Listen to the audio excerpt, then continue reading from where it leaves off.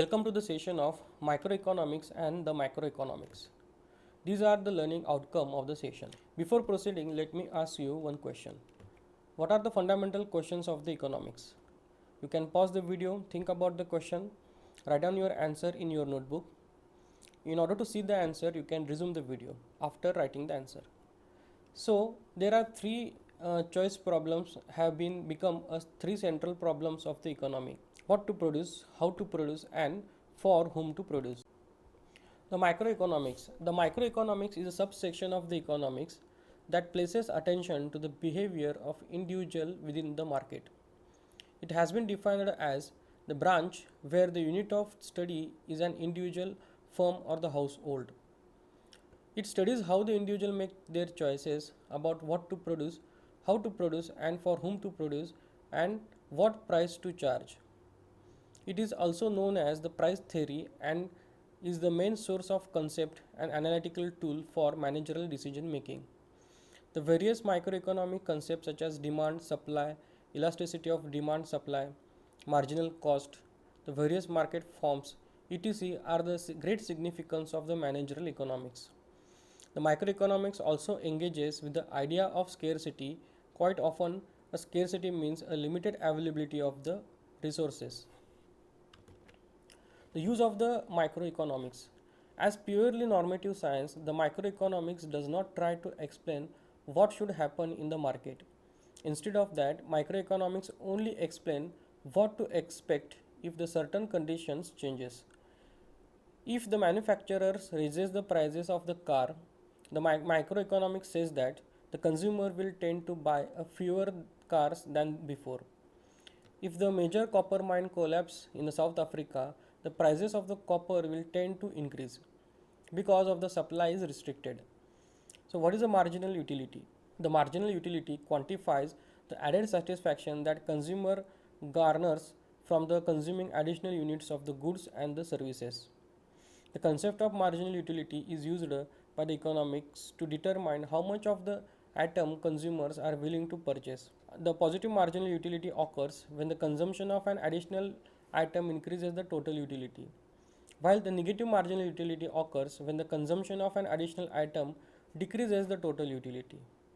How the marginal utility works? Economists has utilized the concept of marginal utility to gauge how satisfaction levels affect the consumer decisions. Economics also have identified the concept known as the law of diminishing marginal utility, which describe how the first unit of the consumption of the goods or the services carries more utility than the subsequent units. These are the multiple kinds of the marginal utility. There are three most common ones, which are as follows: a zero marginal utility, positive marginal utility, and the negative marginal utility. Zero marginal utility is when having more of an item brings no extra measure of the satisfaction. For example, if you receive two copies of the same issues of the magazine, that extra copy has a little added value to it. A positive marginal utility is when buying an extra version of an item is satisfying. For example, one such example could be a store promotion where the customer can walk out with the free pairs of the shoes if they buy two pairs of the shoes. Negative marginal utility is where too much of an item actually detrimental. For an example, while correct dose of the antibiotics can kill harmful bacteria, too much can also harm the person's body. So under that condition, the marginal utility will be negative. So what is the equimarginal principle? The equimarginal principle is an important idea in economic subfield of the managerial economics. It is also known as equal marginal principle or a principle of the maximum satisfaction. The equimarginal principle states that the consumer will choose a combination of various goods in order to achieve the maximum total utility.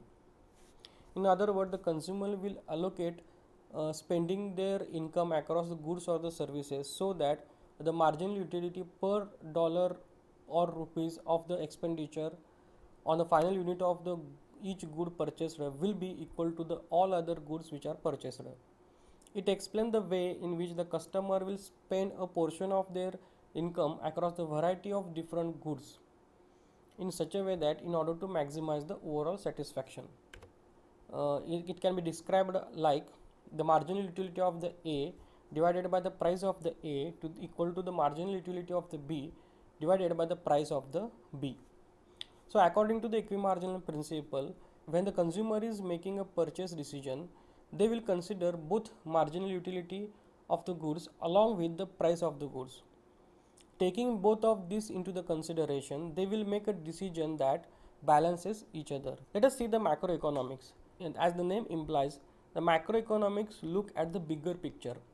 The macroeconomic is a study of entire economics and the economic system, especially which is considered under the broad economic aggregates such as domestic product, economic growth, national income, employment, unemployment, inflation, and the international trades. In general, the topic covered in the macroeconomics are concerned with the economic environment within which the firm managers operate.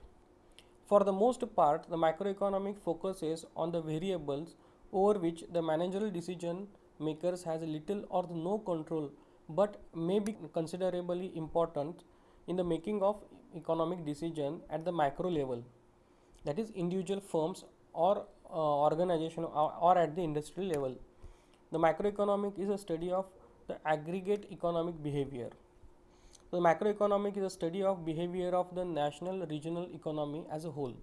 It is concerned with the understanding economic wide events such as total amount of the goods and the services produced, the level of unemployment, and the general behavior of the prices.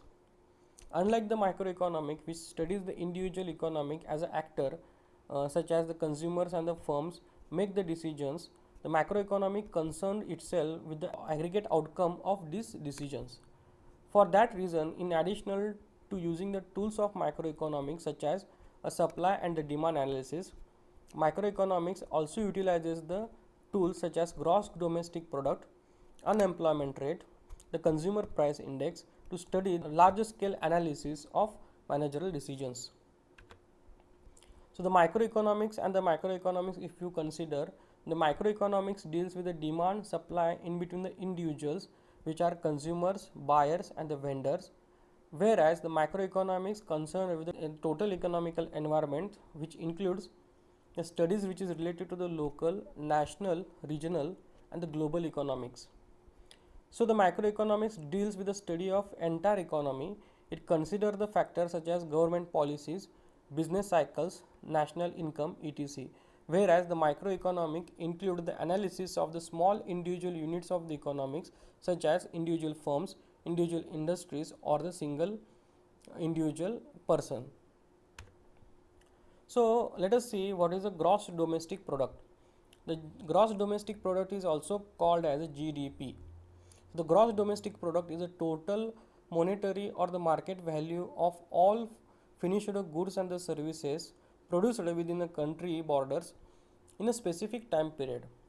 As a broad measure of the overall domestic production, it functions as a comprehensive scorecard of the given country's economic health condition. So the GDP or the gross domestic product is a monetary value of all finished goods and the services within the country during the specific time period. GDP provides us the economical snapshot of the country, and it is used to estimate the size of the economy and growth rate. The GDP can be calculated in three ways: using the expenditure, production, or income. It can be adjusted for the inflation, population to provide the deeper insight. Though it has a limitation, the GDP is a key tool to guide the investors' business in a strategic decision making policy. So what is the consumer price index? The consumer price index measures the average change in the price over the time that consumer pay for the basket of the goods and the services. CPI is the most widely used measure of the inflation by proxy of the effectiveness of the government's economical policy. The CPI, that is a consumer price index is a statistics over the professionals, self-employed, poor, unemployed, retired people in the country but exclude the non-metro or the rural populations, farm families, armed forces, the people serving in the prison, and those which are present in the mental hospital. So there are two factors, CPIW and the CPIU. A CPIW measures the consumer price index for the urban wage earners, whereas the CPIU is the consumer price index for the urban customers. These are the references of the session. Thank you.